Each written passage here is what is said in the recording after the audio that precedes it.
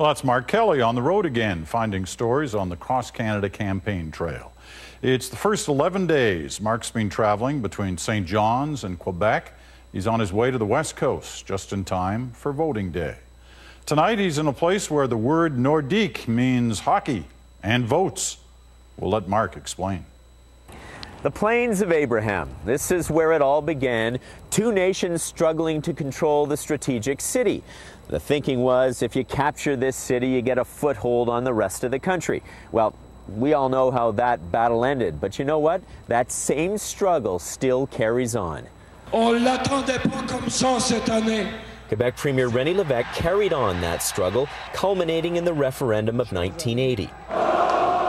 Then the torch was passed to Premier Lucien Bouchard, fighting the politics of identity, and came within a hair of winning the referendum in 1995. What could bring the passion back? Would you believe this? An old hockey arena? More than 50,000 people took to the streets to support the construction of this new arena with the hopes of bringing the Quebec Nordiques back. Then the federal Conservative MPs in the Quebec City area joined the campaign, throwing their support behind the new arena. Until Prime Minister Harper ruled they were offside, saying no federal funds would be spent on the project. And when an election was called, the arena went from an issue of pride to politics. People here are crazy about hockey, and I would say crazy as in crazy.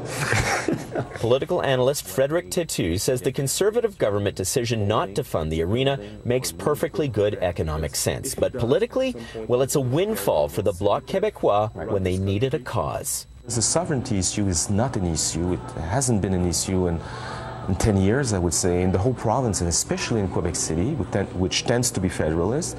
So it really begs the question, why vote for the Bloc? I want the new arena.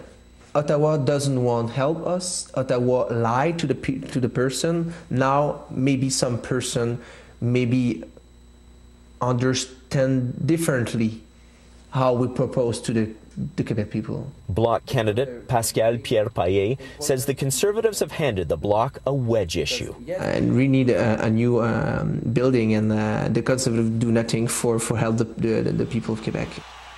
So, will a hockey arena stand in the way of a Conservative majority?